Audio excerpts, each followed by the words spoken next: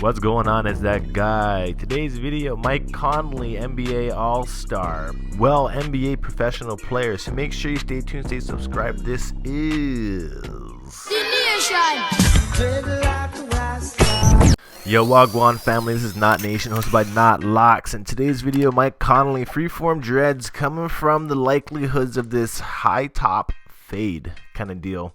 I'm glad that he's growing his locks out, and Mike Conley here on Memphis in the NBA definitely holds down the lock game well.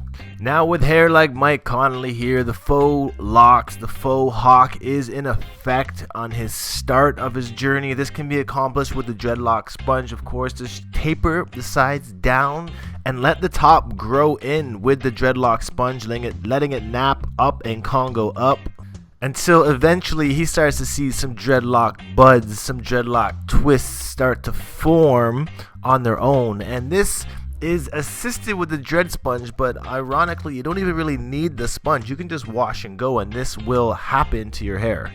As his hair starts to grow, we notice he's not tapering the sides as much, but we do see some dreadlock buds starting to take place, and this is the first sign that your locks are actually starting to come together and mature and lock up.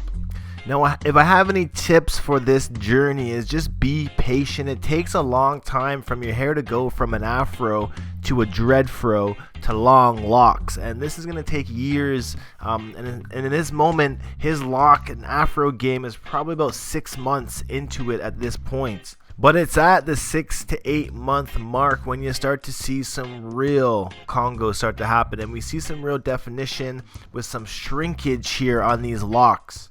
But alongside the shrinkage, they start to tighten up, and now we really see some bud and some anchor points for the rest of the dreads to grow out. We start to see some more texture happening as his hair gets longer, but it's still in that shrinking stage where things are really compacting nice and tight.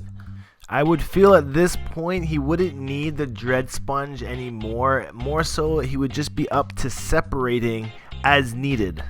But truthfully, I don't feel that he separates a whole lot, because there is some pretty big Congos and sections starting to occur. In this picture specifically, we see that his hair has gotten to the length where it's starting to flop down and lay down a bit more naturally.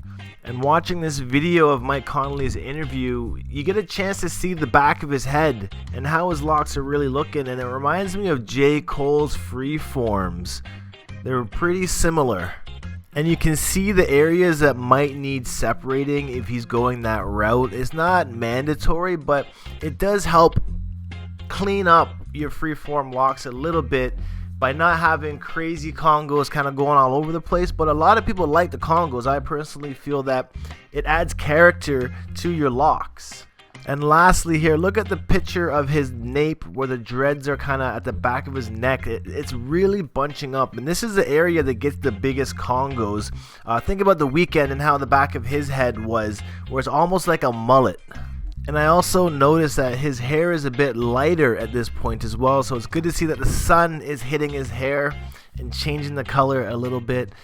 But of course, I'm gonna end this dread video here. It seems like Mike Conley's dreads are on a good path, so we will do an update video in the months to come. But until next time, I appreciate you guys coming by here. Make sure you smash that like button down below. Let's get to 1,000 likes, and we'll definitely see you in the next video. Peace out, one love, and I'll see you guys next time. Peace.